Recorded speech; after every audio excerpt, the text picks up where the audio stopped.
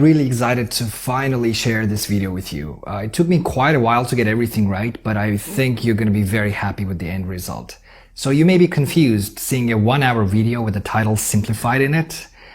Don't be. Just to set your expectations clearly, this video has a lot of substance in it. It's not one of those cooking under 3 minutes videos. I'm going to cover pretty much all the aspects of project management, be it project lifecycle, process groups, knowledge areas, work breakdown structure, scheduling, cost. So it's basically a 10-hour course condensed into one. So my mission with this mini course is to make project management very easy to understand for you. Because essentially, project management is fun, but more importantly, it's very easy. It's not a profession on its own. It's not like accounting or auditing or even consulting. Project management is a complementary discipline that helps you run your projects very easily. As simple as that. And the best part is pretty much all professionals, be it an accountant or a chemist, can benefit from it. So who is this video for? This video is for you if you want to learn how to manage your projects at work. So it's applicable to every single professional I can think of. I mean, I've never seen any professional in my 10-year management consulting career who hasn't run a project. It just so happens that sometimes they don't know they were managing projects, right? But they were projects indeed. So if you're looking for a simple enough framework to understand project management and implement it at work, then you're on the right place. By the end of this video, I'm confident that you'll be able to add project management as a skill in your resume. Also, this video is for you if you're preparing for your PMP exam or CAPM exam. Once you finish this mini course, the PMBOK guide will be a lot easier to understand. See, the PMBOK guide is over 500 pages long. It's a very, very long and quite boring book, I must say. So obviously, I can't share everything in this short video that exists in PMBOK guide, but if you watch this video without skipping, the PMBOK guide, Project Management Body of Knowledge, will be so easy to follow for you because it's all about understanding the fundamentals. Everything else just becomes very easy to follow. See, when I took my PMP exam, I think around 6 years ago now, or 5 years ago, I almost aced it. I scored one of the highest points at that time. And the only reason why I scored so high was not because I spent hundreds of hours studying. On the contrary, I just understood the fundamentals. And once you understand the building blocks, as I said earlier, everything else becomes so easy to follow. So I suggest you watch the entire video without skipping. But if you're interested in learning just certain elements only, then you can look at the description box for the index of the video. Good, so let's get started.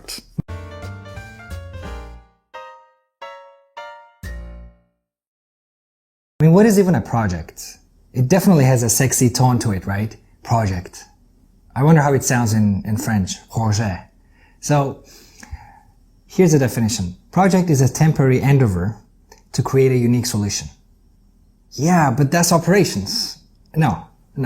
The difference between a project and operations is fairly simple. A project ends, so it's temporary.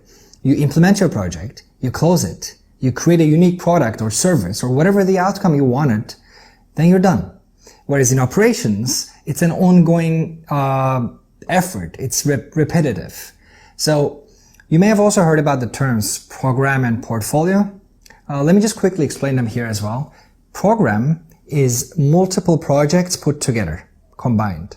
And portfolio is similarly multiple programs put together. So it's basically project, program, and then portfolio.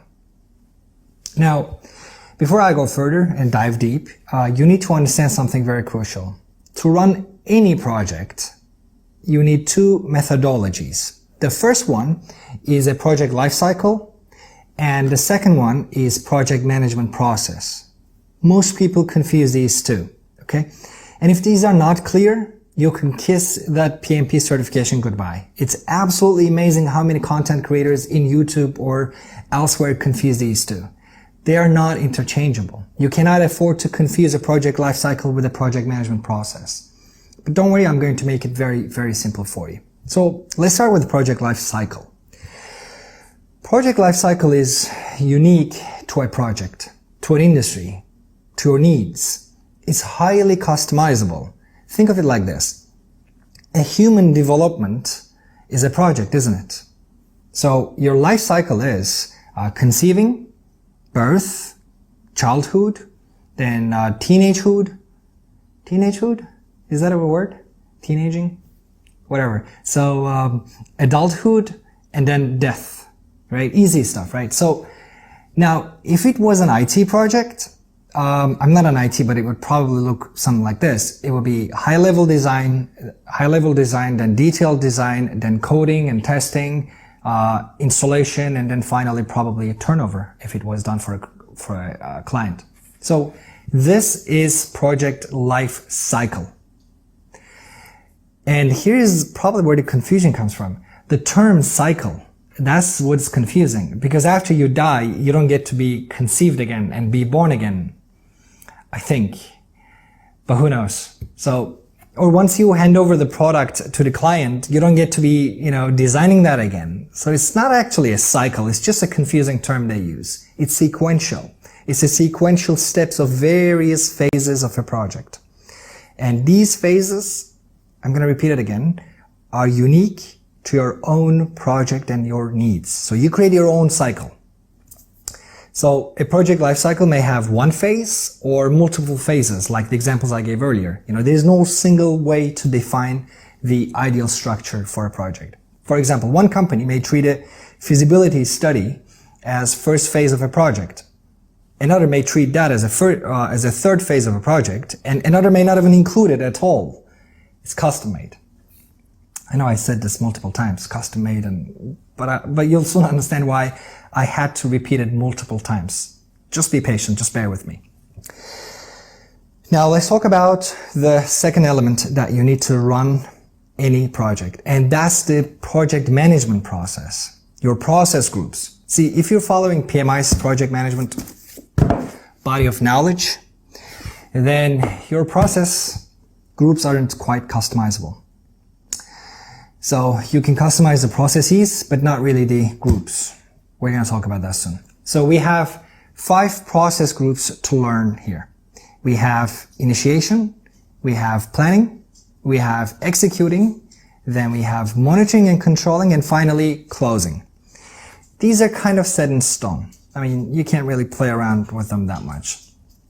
Now, here's where all the confusion arises. For those of you who are interested in taking a PMP test, I will now tell you the single biggest reason why most test takers fail. And it's all because of confusing this. This is what I'm about to share. So, ready? Okay. Remember how we talked about that, the fact that project lifecycle is highly customizable? I bored you to death with it. Customizable.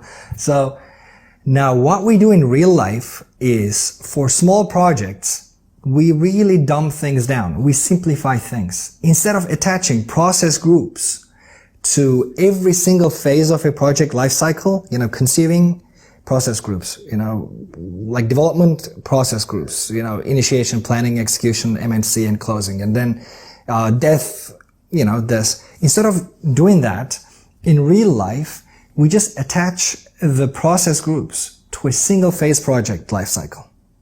Now, I hope this is clear. This makes things really, really easy to run the project for us. It's less complication. I mean, why make things more complicated than they should be, right? There's so much paperwork involved, which you'll soon see. A lot of paperwork. So, your project lifecycle isn't initiation, planning, execution, monitoring and controlling and closing. If you don't get this right, I guarantee you that you will fail the exam.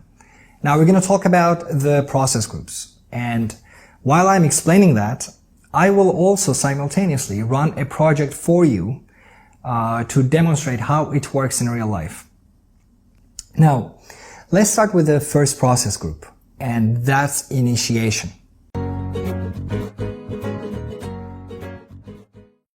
To make things very grounded, I will use the construction of this boat as an example. I hope you can see this. It is a huge boat. So yeah, this is the boat I did, I think, last year. And I think it's going to be an awesome example to run this session with you. I mean, I could give you examples from my own work history. Obviously, as a manager at PwC Consulting, PricewaterhouseCoopers, I ran hundreds of projects, but it would create a few problems. One, I'm under strict client confidentiality agreements, and two, we don't use PMI's framework. So I'm going to teach you PMI's framework here, so it won't really be very relevant. I think using this boat, designing and manufacturing it with all the paperwork involved, it'll be awesome. So for initiation process group, you have two important processes. The first process is that you develop a project charter. And the second process is you identify stakeholders. Now, let's start with project charter. So, project charter is a fairly simple document outlining a few things. It's like mini project plan. Very simple one though. Essentially, you're finding an answer to why you're doing what you are doing. So in my case, if I have to develop a project charter for building this boat, it would include my objectives, scope, rough idea for the cost and time if I want to, and then key stakeholders and key milestones. That's pretty much it. At the initiation stage, you don't want the document to be very detailed. See, this is only like 5-6 slides. It's fairly simple. Speaking of later stages, can you do me a favor? If you like the video so far, can you please subscribe to my channel? Because if you don't, YouTube will not show my future videos to you. So please do that. Let's continue. In your case, your project charter may be as simple as explaining why you consider the expansion to foreign markets, right? Why you are considering building that new factory. I'll repeat once more. This is not the time to go into huge details. Talk about the business case and maybe high-level project objectives and major deliverables and the roles and responsibilities. But don't go into too much details. Then you would ask, okay, then why do it? Why do it? If it's not detailed nor comprehensive, if it's just a couple pages, it doesn't have much information. Why you want to waste time to prepare it? And if you ask that, it would be a very smart question. The reason why we do that is to have a buy-in, to have the permission, because it's a checkpoint, right? We want the support from the leadership to spend more time and maybe more money to properly plan it. As a principal, are you, my dear project sponsor, are you fine with me exploring this project a bit more? Can you sign off on this? It's a checkpoint.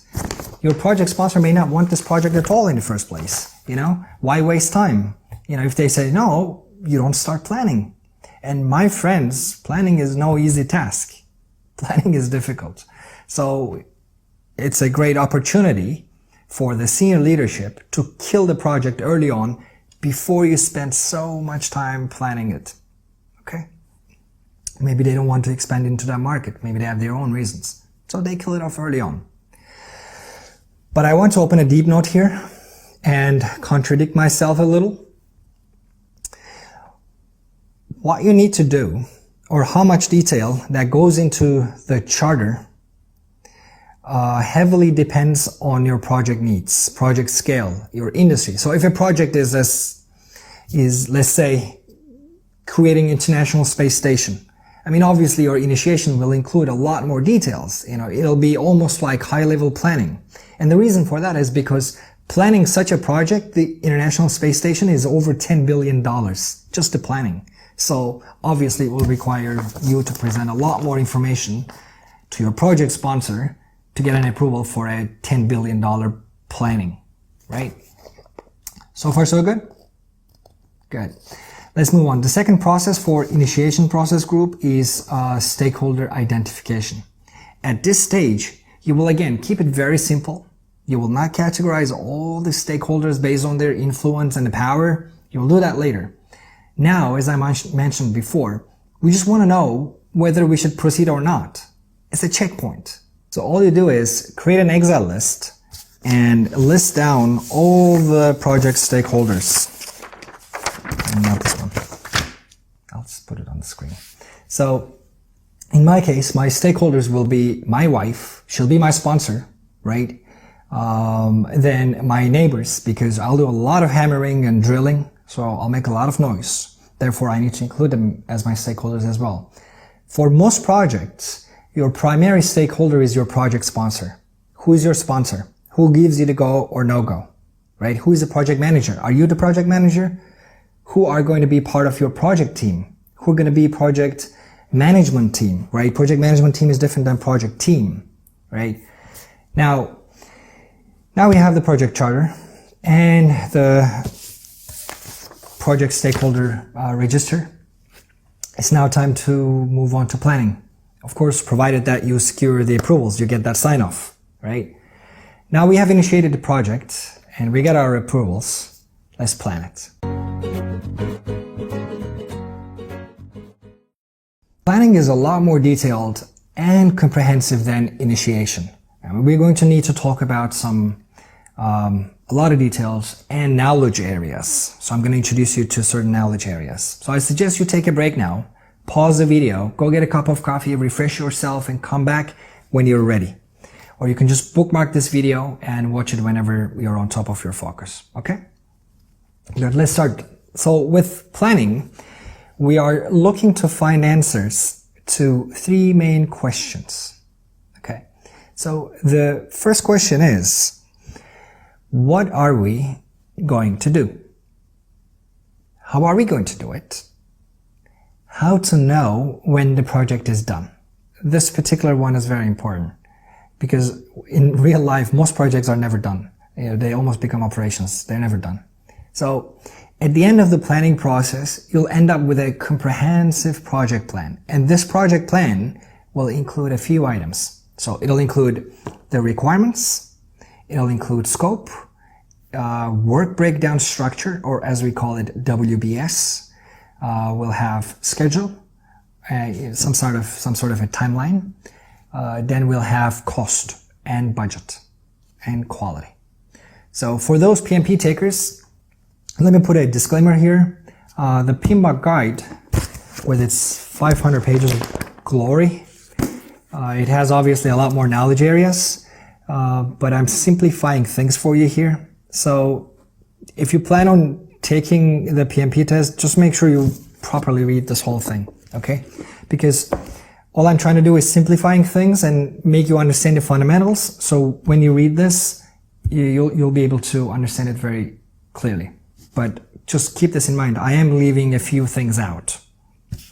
Because this video isn't only for PMP takers, but for anyone who just wants to learn the fundamentals of project management. Good, so let's get going. The first process we have is collecting requirements, understanding what stakeholders want. What do they really want? I mean, we wrote this in the project charter, right? So what we're going to do is we'll just take this project charter and give it more details and specifications, right? And then it will become this. See, this isn't a very easy task in real life. I mean, collecting requirements supposedly is the easiest part, but the difficult part is maintaining your sanity. Because the moment you start gathering requirements, then everybody's going to want to have the best of everything without consideration for budget, quality, or schedule. And they'll have contradicting requirements within themselves, right? There'll be clashes. And especially at this stage, you don't even know the budget or the quality or schedule yet. I mean, you have a rough idea, but you don't know the details. So you kind of gather the requirements based on your assumptions. And that's no easy task, right? If my wife comes up to me and says, hey, let's buy you a new car. It's time, She asks, what car do you want? I'm going to say, I want Porsche 911 GT3. I won't consider the family budget or the maintenance expenses. I'll just say what I want. That's how it's in project management as well. When you ask what your stakeholders want, they'll shoot for the moon. They'll want the best. So as a project manager, you have to keep things sort of on the leash and explain people that there are always trade-offs in life. Just a small tip. When you're collecting requirements, there are so many methods available to you, right? I mean, you can do one-on-one interviews, you can apply Delphi technique, you can do nominal group technique or other methods, all those fancy sounding names, but If you ask me, and if you can, just stick to the good old meeting, just get everyone in a room or in a teleconference and gather the requirements collectively. If you do interviews one by one, then you'll have a lot of contradicting requirements at your hand, right? Get everyone together, let them argue, let them fight, but at the end, you'll have your requirements set in stone. Next process is defining the scope, right? Like this, it's the scope. What does scope do? Scope makes you see certain things clearer, but then exclude other things, right? That's exactly what it is in project management as well. So to do our scope, we need a few documents. We need the project charter, and then, where is my charter? Yeah. We need project charter, and then we need the project requirements document, and then any risk assumptions and constraints, whatever you have, that'll all help you define the scope. Now, defining the scope is one of the most important processes, because what happens in reality is weak project managers include everything in the project requirements document, right? Or make it very vague, also in the project scope. So as a result, your project plan just becomes an impossible plan to execute because your scope goes into your project plan, right? So if you do a weak job with setting your scope, or if you're really vague, then you're not going to be able to execute it. Try not to go overboard. Make things very clear.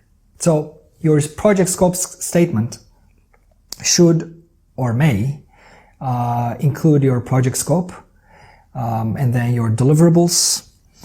I have it over here. Your project justification, your business case, and success criteria, right? So after the project scope, now let me introduce you to a concept called scope baseline. What is this now? Scope baseline is composed of three things. So you have your scope statement, okay? Then we need work breakdown structure. I'll refer to it as WS from now on. Okay, this is your WS. We're going to do that now. And after that, we're going to need WBS dictionary. And again, we're going to talk about that soon. So, okay, let's move on with WBS. Now I want to stop you for a second and make an announcement here. You can't afford to misunderstand WBS. It is very important. Whatever project management methodology or framework you use, this is essential. Okay? Very, very important. So, if you want to, again, feel free to take another break, go get some fresh air, and come back when you're ready. Good. Before I start creating a WBS for the board project, let me tell you what it is. The WBS breaks the project down into smaller and more manageable pieces. It's a top-down effort, right? You basically just decompose your deliverables, and then we call them work packages. Now, I want to highlight one more important thing here. If you're strictly following PMI's framework, then work packages have to be things. They can't be actions. They need to be deliverables, things, right? They can be documents or building or things. My vocabulary is failing me here, but I hope you understand. So, in practice though, so the things is for PMI, but for everyone else, you can do a hybrid model, right? It can be work packages and then activities and anything. So whatever suits your need. Okay, so how deep you go? I mean, like how many layers you want to go? Here's the question. Can you answer this question? Can you confidently estimate the cost and time requirements of that work package? Can you say it'll take 1 week or $1,000? Can you answer that question? Because if you can't, then you need to break it down further to activity level until you can make some cost and time assumptions. For example, when I look at this boat, I can't say how long it will take me to finish it, but I can estimate how long it will take to laminate it, or do the woodwork, do the frames. So go as deep as you need to go, and then you're going to roll up and estimate the cost and the time, but that's for later.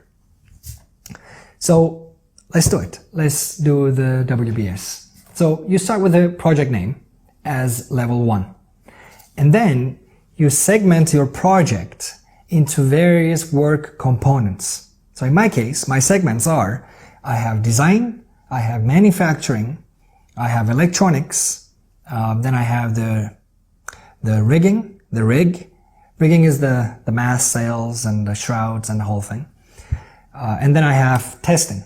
So and then we need to put labels on them, 1.1, 1.2, 1.3. Now, this is still too high level, right? I mean, when I look at the graph at that stage, can I estimate the cost and schedule?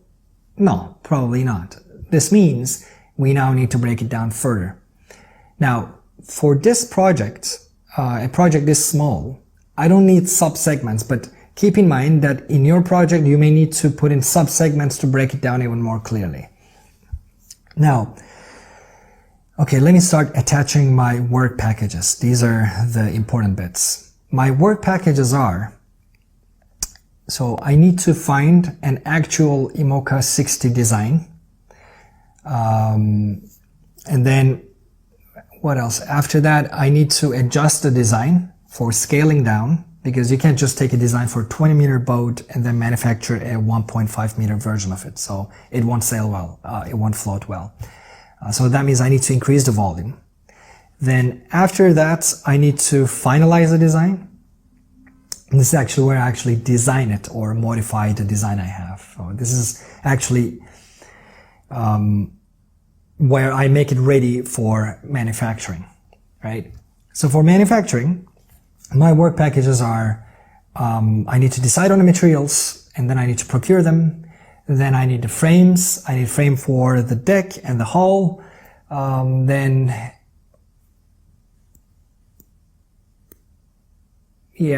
So what else? I'm confused. Then I need to laminate it. I need to again laminate the hull and the deck. And then I need to assemble them together, the hull part and the deck.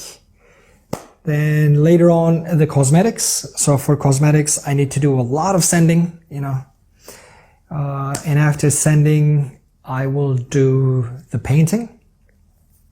And I think that's pretty much it. And as per the electronics, first package is again, decide on the components and procure them. I'd like to merge them under one work package, so I can easily estimate the cost and time investment at this level. I don't need to break it down further. And then the second work package is assembly. Then move on to rigging. The rigging is, again, as I said, the mast, the boom, the sails and the lines and shrouds, everything, So for that, again, I need to decide on the items, and then I need to procure them, and then I need to install them, assemble them. And finally, the last one is testing. So I need to do the testing for the electronics, the rigging, and the hull. And then I need to do a pool trial, and finally sea trial. Okay, now we finished creating our WBS. Now I want to talk about the importance of this document once more. See, everything happens after WBS. In the planning process, for example, the cost, schedule, risks, everything is calculated by using this chart. We do not calculate the cost or the schedule for a project as a whole. We do that at work package level using the WBS. Now, before we move on to the other processes, I want to remind you of something that I mentioned earlier. Do you remember the scope baseline? Do you remember what it was consisted of? Let me just remind you once more. It's the project scope, WBS, and WBS dictionary. So now we covered the first two, right? Now it's time for the third one, WBS dictionary. And once we have it now, then the project scope baseline is completed. Okay, so what is this dictionary thingy? Let me just find it as well. So imagine this. If we don't define these work packages in WBS properly, then we are prone to a scope creep. Now, what is scope creep? Scope creep is basically scope extending its boundaries. Remember the Porsche 911 GT3 that I wanted from my wife? So that Porsche 911 GT3 becomes GT3 RS, basically a higher model. So if you don't control and keep the leash of scope, then it keeps on getting expanded and expanded, right? Your stakeholders are going to want to stretch its limits. And to prevent it, what you do is you create a dictionary for every single WBS item. What does that mean? You know, like what are the boundaries of it? What do you mean by work package hall framed, right? So you put boundaries around it. You explain it. By that way, nobody can stretch it. Okay. For those of you who are preparing for a PMP test or a CAPM test, you'll know that there are a few other knowledge areas like human resources and communications and risk management, procurement, and a couple others. So I'm not going to cover them here for a few reasons. One, I don't think they need explanation. Most of them are fairly easy to understand once you read the PMBOK. They're very intuitive. You don't need me to teach you about procurement or human resources. The only exception, in my opinion, is risk management. See, that's not very easy. But I won't talk about risk management here because I will probably have a dedicated video on that later, maybe next month.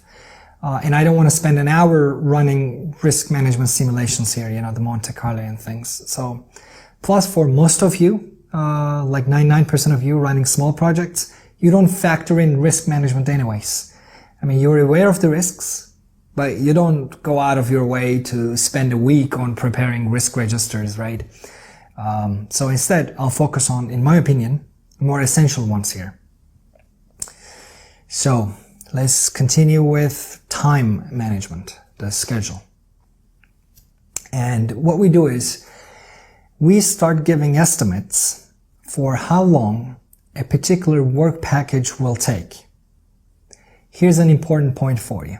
If you can't confidently estimate how long a particular work package will take to complete, then you need to do what? You need to break it down further, right? So let's pick one. Materials decided as part of manufacturing. Okay, do I know how long it takes? Yeah, I know it. So I don't need to break it down further.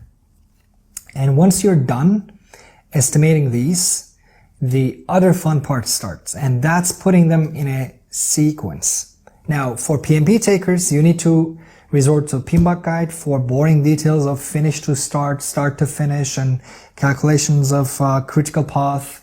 For all of you, for the rest of you, you don't need to, because I'm going to show you a lot easier way. So in practice, we do all of those with the help of MS Projects. MS Projects is very easy and it's an awesome program. But you don't even need MS Projects for most of your projects. All you need at this stage is a Gantt chart, however you say it. So Gantt chart is very easy to use. It makes things so simple. And it's very easy to list your activities or work packages in a suitable time scale. You know, each work package or activity is represented by a bar that shows us the start date, the duration, the length of it is the duration, and the end date of the activity. So it's very simple. You can use MS Projects, you can use MS Excel, or even manually on a PowerPoint if you want to. So it really depends on how complex your project is, right? So for me, and probably for you too, all you need is just a PowerPoint. You don't even need Excel. You don't need to run calculations or anything. Just manually do it on PowerPoint. And that's how I'm going to do, demonstrating how I did it for you, if I could speak. So, okay, so if you're still with me by this point, please consider subscribing to my channel, because as I said, if you don't, YouTube will not show my future videos to you. In fact, you can even hit that bell icon so you'll be immediately notified. of my future releases. Oh, you can also download all the templates I use in this mini course from the link down in the description. You may need to register though. I'm not sure, I haven't figured out how to do it yet. So, sorry, I digress. Let's get back to the topic. If you subscribed already, let me now talk about 3 things very quickly that you'll hear a lot. 1. Fast tracking. See, fast tracking a project means performing more activities in parallel. So you see more bars along the same vertical axis, right? The other term you hear a lot is called project crashing. Crashing in simple terms is shortening the duration of the activities by adding more resources. For example, if 2 workers finish the project in 30 days, then how long does it take for 4 workers to finish it? Obviously 15, and if you said 60, please go get some fresh air.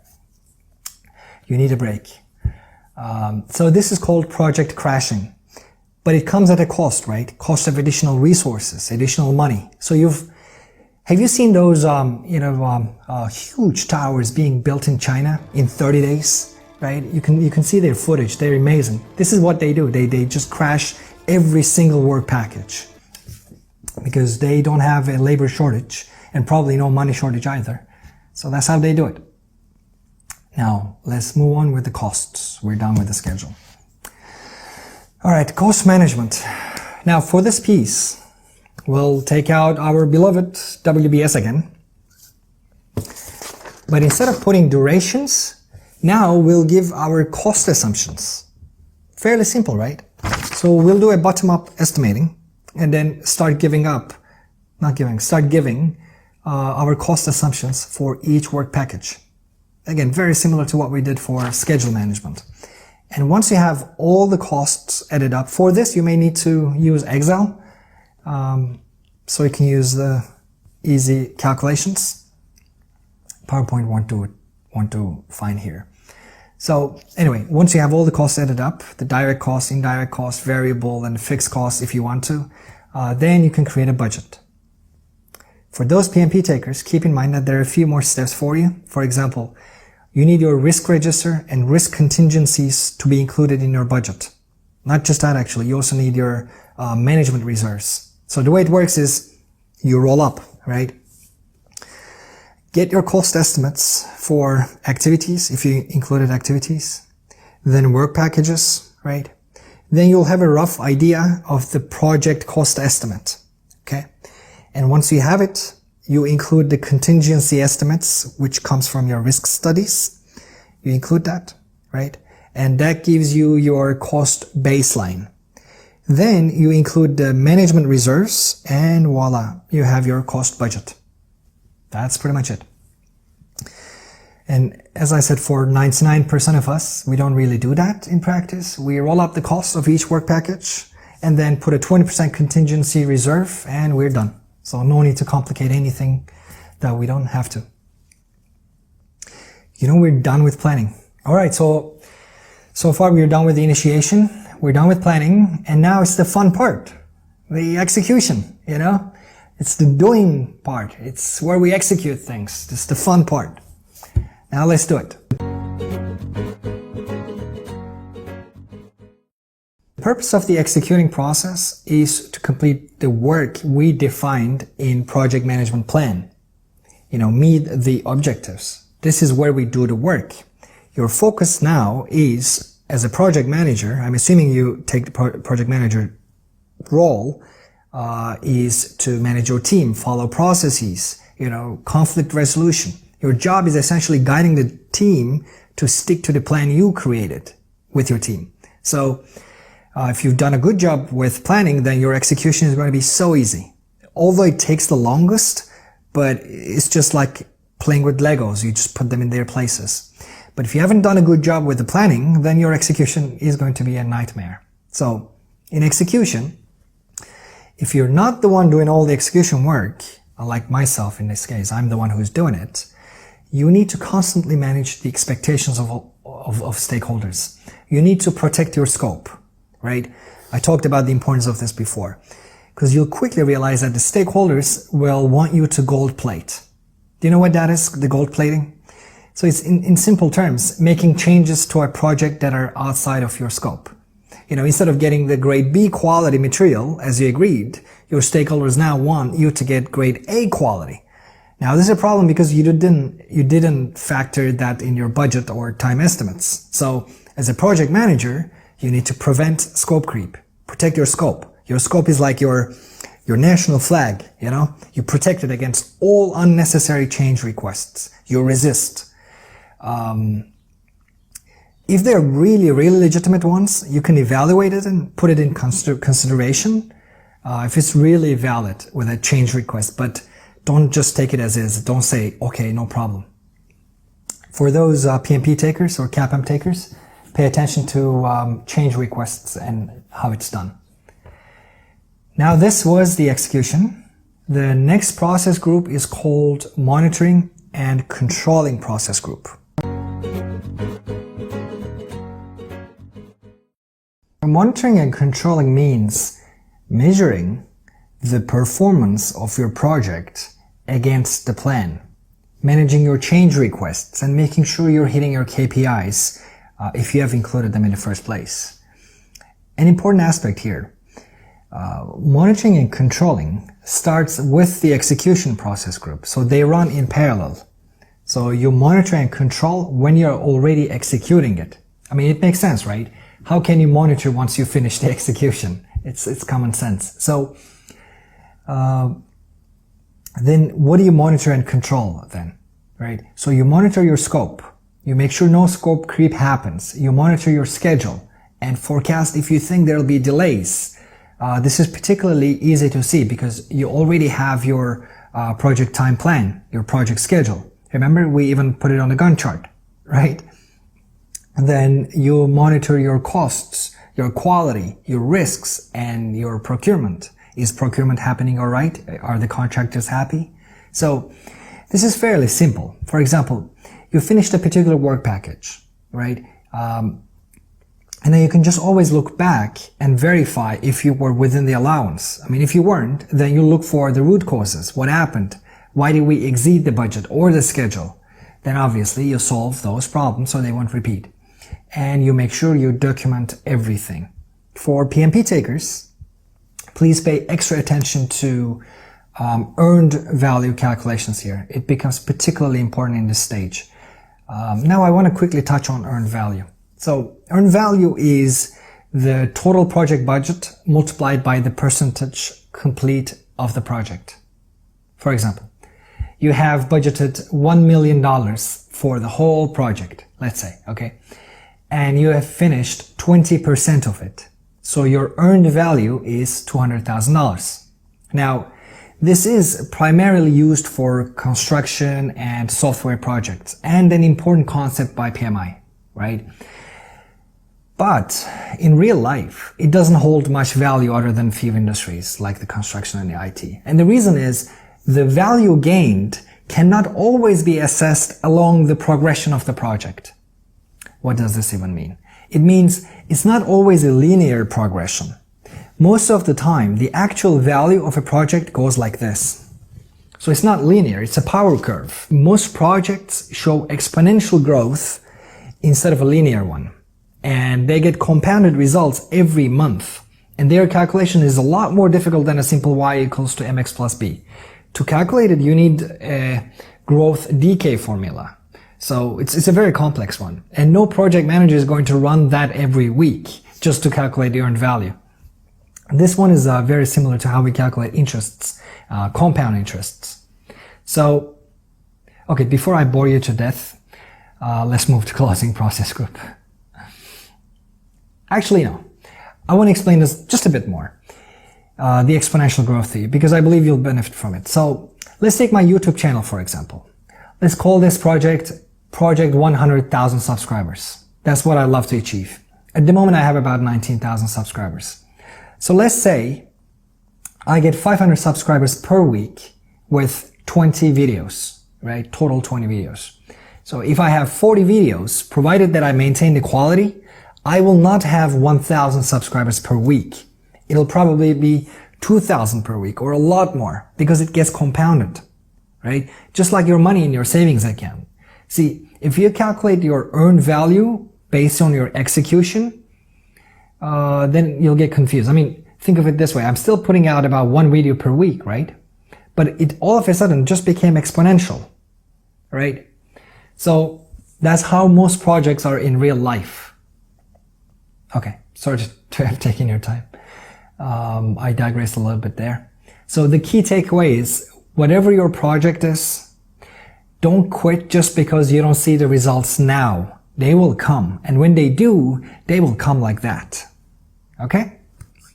Let's do closing. Let's close this project.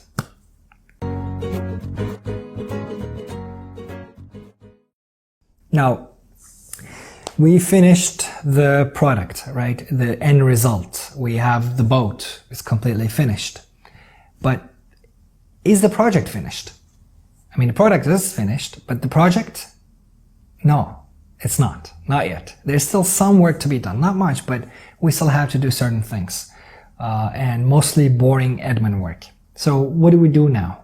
Well, what you do is, well, it's actually really customizable to the needs and the complexity of your project. But in general, what I'm going to share with you are good starting points. 1, we handed over the end product to the client. If it's a project you did for a client, right? You need to basically get a sign off from the client that says, okay, I received the possession of this item, and then they sign it off. And then you finish procurements, meaning you need to make the final payments and complete your cost records. And then you need to gather your final lessons learned. This is basically documenting what went wrong and what did we learn from it. I mean, you probably can't see it when I show the boat, but this boat isn't perfect. The bow of the boat is actually not straight. It's leaning towards the port side, the left side. So yeah, a few lessons learned there. And then the 4 item to do is you release resources. Let your team members go back to their own teams.